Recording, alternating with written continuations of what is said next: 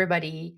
Happy Friday. Thank you for being here once again. Welcome to the Lymph Lounge, the conversational podcast about cultivating a state of flow in our bodies and our lives. So sit back and relax because today we are chatting about resistance.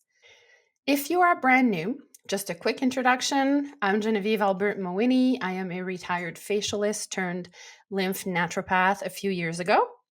I specialize in helping women alleviate lymph congestion to really cultivate that lymph flow from head to toe. Because when your lymph flows free of congestion, your body can then regenerate faster. And when the body can regenerate faster, that creates an environment for ultimate radiance and vitality naturally without needing to go to extreme measures. So the lymph teaches us simplicity.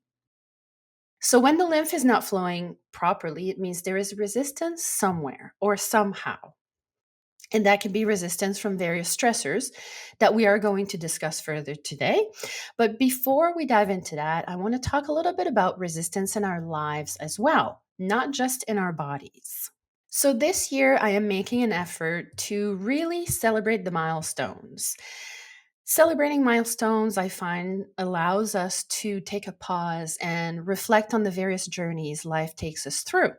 It's a time to take it all in and allow ourselves to feel a sense of progress, personal growth, and accomplishment. And I have shared on social this week that I have been in business for 9 years. And what my business was like at the beginning is very different now from when I first started it. And there was a period where I resisted change for so long.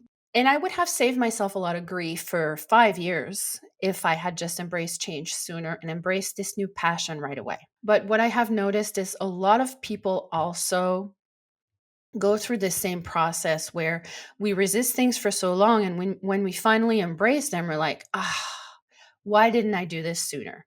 And that also applies to our bodies. What I have learned over the years is embracing change and letting go of resistance can be the key to honoring our journeys and moving through our journeys with more ease.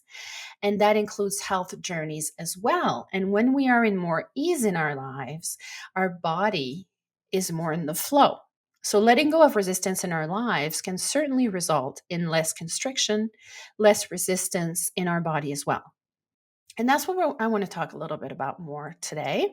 So, when it comes to lymphatic health, lots of people think it is just about lymph flow, but it is much more than that. It is about free flow in the body. When we resist in life, when we constrict ourselves, put ourselves in a box, it affects our whole being. See, the lymph runs on three major factors ultimately to flow well and naturally cleanse our bodies and provide it with the essential building blocks and to transport our immune system. And you probably won't read that a lot out there. This is accumulated experience, and what I have noticed is the lymphatic system responds extremely well to frequency, energy, and vibration. And to me, that explains why this system has been flying under the radar for so long and is so misunderstood or tends to be considered secondary to health. This is changing a little bit, and it's good news. So it runs on things that we can't really see. We can only feel them if we are paying attention. So back to resistance. Society as a whole does not like change. Humans do not like the unknown. And after all, if we think about it, this is why humans have survived for so long. We're constantly looking for continuity and familiarity to survive. But in this day and age, there are so many possibilities available to us. There is so much available to us that looking for continuity and familiarity by default might lead us to lose a lot of our vitality and radiance. But that true vibrancy and radiance begins with letting go of resistance in our lives. And then the body usually follows after that. So, letting go of resistance in our lives is very important to keep a healthy flow of lymph and of everything in our bodies. The lymphatic system supports the detoxification and regeneration of our cells and tissues, as I said earlier. But in order to support that, there needs to be an energy, frequency, and vibration component. For true, lasting, effortless vitality and radiance, you need to support your lymphatic system. And the lymphatic system runs on energy medicine, frequency medicine, and vibration medicine. What I'm trying to say is if you want to harness the power of the lymphatic system for true vitality and radiance, so that your body and your skin and your life really becomes less high maintenance, then you will have to embrace your lymphatic system because in many cases it is the missing piece of the puzzle. So you will have to embrace energy medicine, frequency medicine, and vibration medicine. I often get a very visceral reaction from explaining this concept, and it's okay if it's not for you. I completely understand and I completely respect that. And this is why sometimes I hesitate to discuss this topic. But for this episode, I was like, okay, I need to talk about this because in the newsletter and in this podcast and on social, I talk a lot about stuff that is not necessarily lymph, but there is other components of lymph that I find are not talked about enough. And this is why today I wanted to talk about the energy and frequency part because it's really big. So if there is a part of you that is curious and wants to learn more, then stick around because we're only getting started.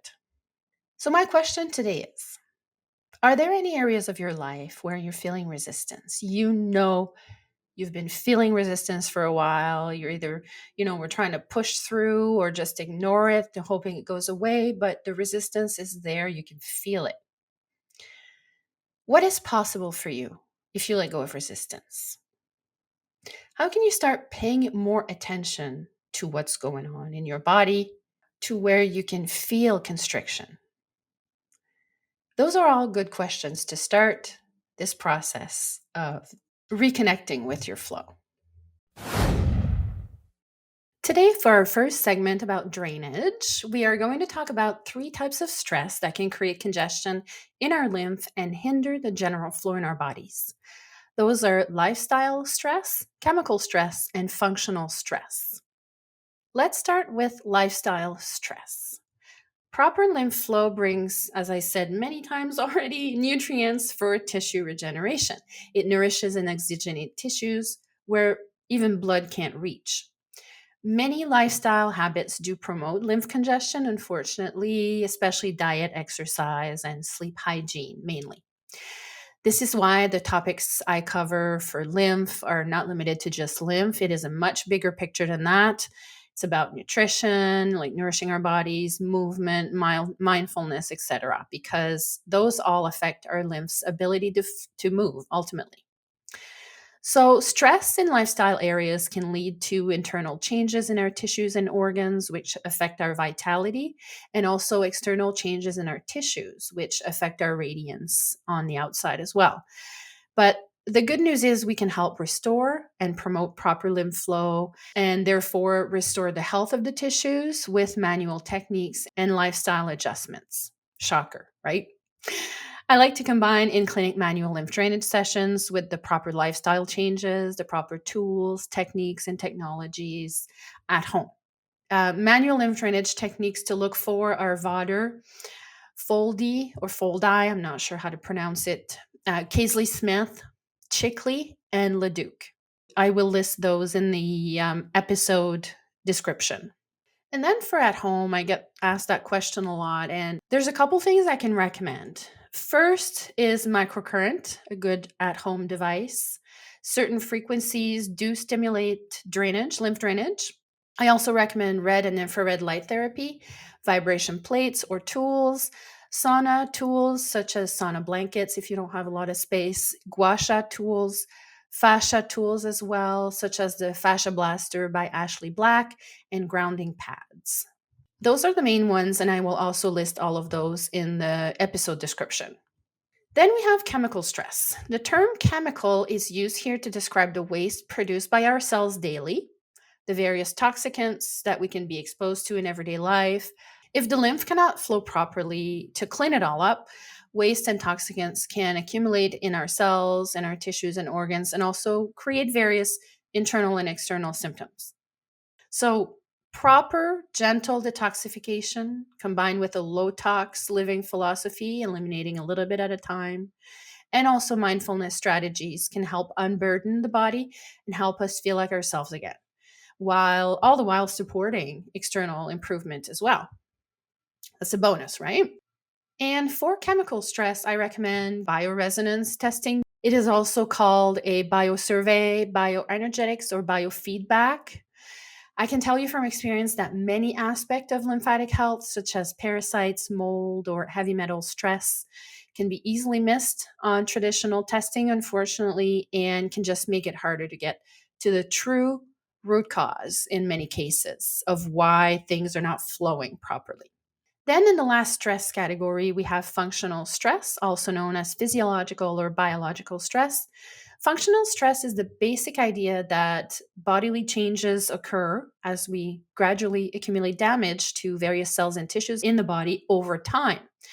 This process is inevitable, but it doesn't mean that there's nothing we can do about it. While this concept is pretty simple and straightforward, i.e., damage, it requires a little bit more robust regenerative approach. For this, I like to recommend low level laser therapy or even shockwave therapy or any type of non thermal healing waves or healing frequencies that can go a little bit deeper than drainage or than what you can achieve at home with various devices, equipments, techniques, or tools. Sometimes you need a little bit more than that to help restore those layers where scar tissue can build up over the years. So, when we are talking about cultivating flow in our bodies free of congestion, I will tell you that in many cases, addressing lifestyle stressors can make a big difference. This is the first step. And then addressing chemical stressors kind of takes you over the line. And then you can address functional stress as the cherry on top kind of thing, if needed. So, the resource this week is the Flow Workbook. It's a practical workbook of 17 exercises to help support more ease and less resistance in your life. And let me tell you, I will share a behind the scenes story with this today. How this came to be the free resource. It was not originally the free resource this week, and you just can't make this up. Life handed me the perfect story as an example to showing less resistance to what happens in life and to really stop and to really listen to what's going on. If you want your own PDF copy of what we're going to talk about today with a few additional tools, make sure you join the newsletter at lymphinitiatives.com/newsletter. You will have access to not only today's PDF, but also a vault that contains all of the past PDF resources shared since the beginning of the year when I started that newsletter. So originally I had something else planned. It was around nutrition and food. And the first time I recorded the parts separately so I can focus better. And when I came to record the last part about the free resource, the first time it did not save for some reason. But then it was too late in the week. I had clients, I had reports to send back to clients and to prepare. So I was like, I don't have time to record again. And I was like, okay, I'm going to push it to the week after. If you're a member of the newsletter, you saw that email. And then on Monday, I sat down and recorded that part again. And it did record, but the screen was black. And I was like, what is going on? So I was like, well, maybe it's not the right time to share that resource. Maybe I've been talking about nutrition too much lately. I've been talking quite a lot about nutrition, and maybe it's time to shift to something else. That's kind of like the awareness that I got when I just sat down and asked myself, why is this happening? Then I was like, okay, well, I don't really have time again to build a new resource because I still have to do episode 4. So I started, shuffling through the past resources that I've shared, like in past years, even before the newsletter. And there's the For those who have been following for a long time, my business used to be all about self care. Then I started realizing that everything I was doing within the self care realm could be applied to lymph. It was like my true passion. So that's how I shifted. But I had the self care workbook. And some of you who have downloaded the self care workbook, actually, everything in it, all the exercises are about resistance. Having more ease in your life, having more flow in your life. So I was like, wow, this is perfect. So this is what I'm going to talk to you about today. If you are looking to cultivate more flow and ease in your life, this workbook might be of tremendous help for you. Today, I'm going to go over the first 3 exercises that you can find in that workbook, and you can try them after this if you'd like. And you'll get 14 more when you download the full PDF workbook. And full disclaimer, I'm not a counselor. This workbook or this segment of the podcast does not replace professional counseling or therapy. Never delay or stop prescribed or recommended mental health treatment because of what you hear in this podcast or what you read in the PDF workbook.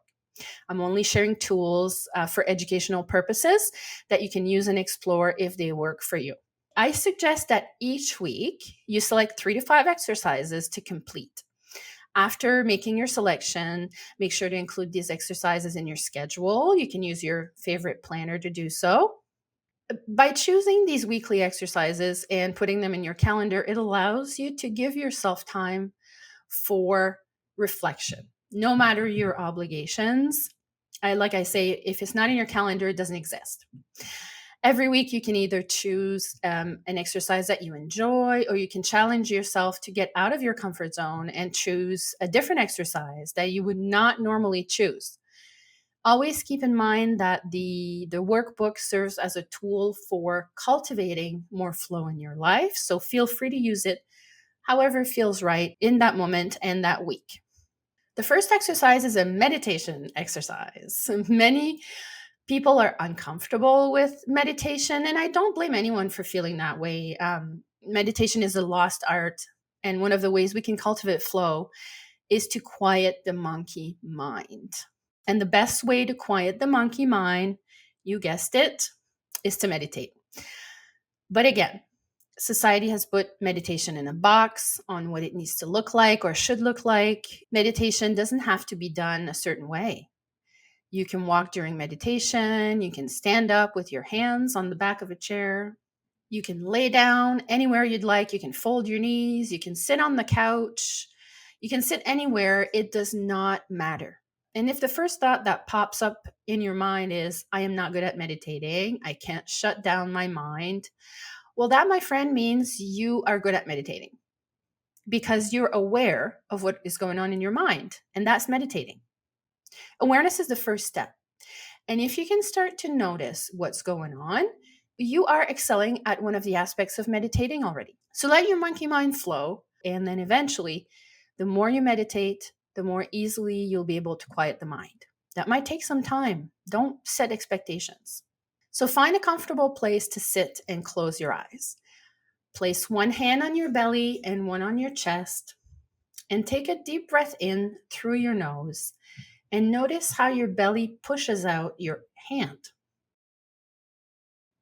Breathe out through your mouth and give your belly a gentle push to make sure all the air is out. You can repeat that for 5 minutes. And if your mind starts to wander, count your breaths as you breathe in and out. Remember, if you're aware that your mind is wandering, it means you are successfully meditating. When you reach 10, start again. And then track your progress by taking notes every time you do this exercise. Write down whatever comes to mind in the moment. So that's the first exercise. The second exercise for cultivating flow in our lives is saying no. Saying no to things that don't bring you joy and that don't move you forward. Part of life is having to do things we don't want to do. That's not what we're referring to here. We're referring to advocating for ourselves. So start laying the groundwork to remove whatever doesn't feed your soul from your life. Track the times you took the opportunity to say no, and notice how you feel after making the decision. So that's the second exercise. It's quite simple, right? The third exercise I want to share with you today is no complaining. Today, be mindful of the words you put out into the world and avoid complaining. This can be a really challenging practice, actually, especially if it's your first time. You will slip up, but that's okay. If you find yourself starting to complain, add a but or and turn it into something positive. Track the instances where you caught yourself about to complain and the reflections that ensued. That's the key. So that was the third exercise. If the exercises resonate with you, I'd love to hear more and start conversations around this and to hear what came up for you. So, this is what I had for you today in the Lymph Lounge. What a journey to finally get episode 3 out. Again, this podcast is available on Pocket Casts, Apple Podcasts, and Spotify podcast platforms, as well as my own website, lymphinitiatives.com/podcast, in the form of a blog post. And also on YouTube. Make sure you go ahead and follow or subscribe and turn on notifications depending on which platform you are on. Also, you can leave me a rating or a review or even a comment on the blog post and ask your questions.